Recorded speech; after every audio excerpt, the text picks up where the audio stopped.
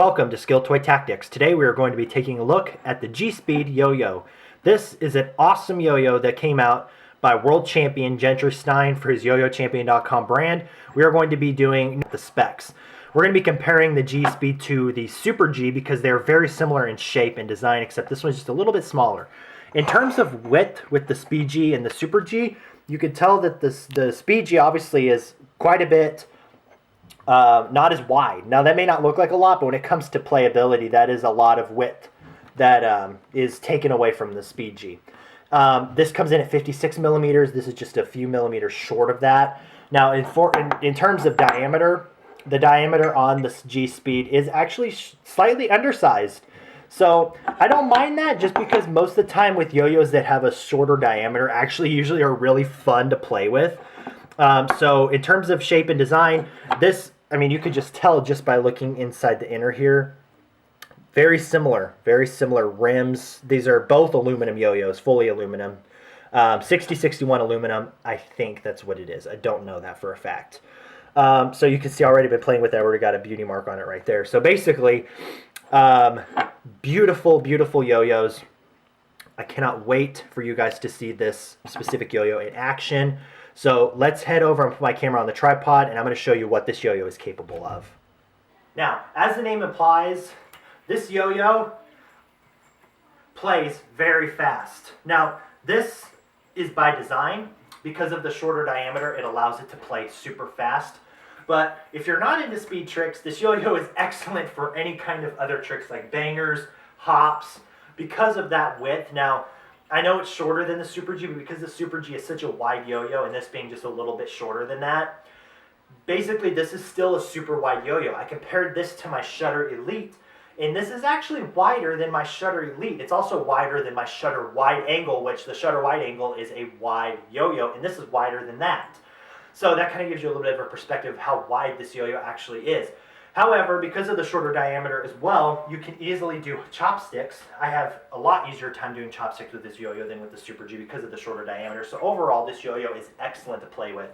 So in terms of like finger spinning, basically this yo-yo finger spins really well, just like its counterpart, the Super G.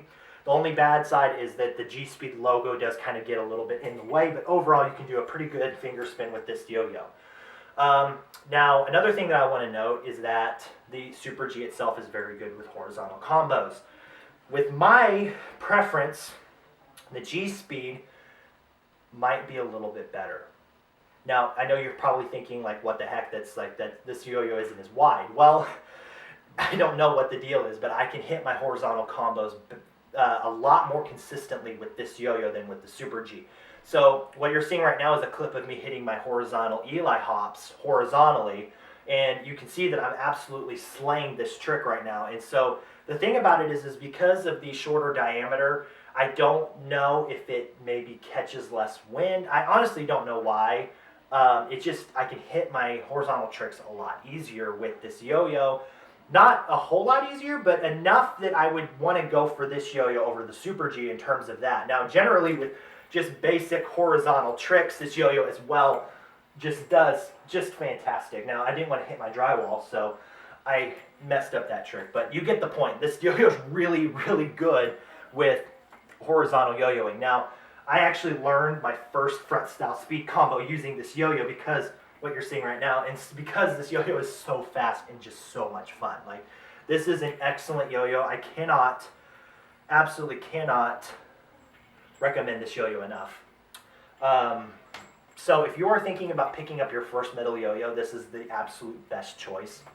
If you're a seasoned veteran like me and really enjoy yo-yoing, play a whole bunch and are super, like, just really good at yo-yos, totally pick up this yo-yo because you will absolutely love playing with it. I can't hardly put this thing down. Now, I actually watched a live of Gentry Stein, and he was saying that this yo-yo was super hard to put down, and I thought, well, obviously there's a little bit of some bias going on when it comes to people reviewing their own products, which I completely respect Gentry Stein because overall I completely love his products and I love his showmanship.